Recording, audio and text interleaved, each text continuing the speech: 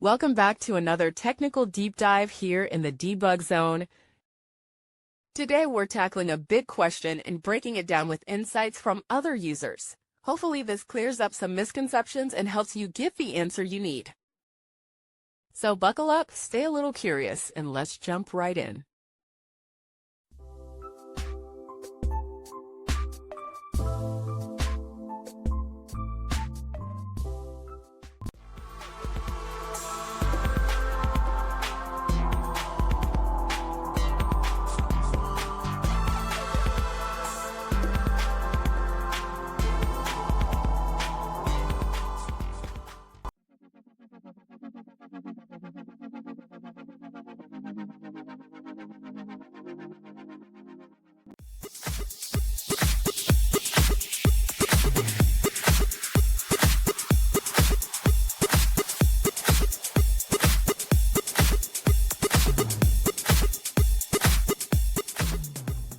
And that's a wrap.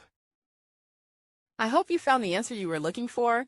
If you did, take a second to hit that subscribe button. It really helps out. And let me know in the comments which solution worked best for you. See you next time in the debug zone.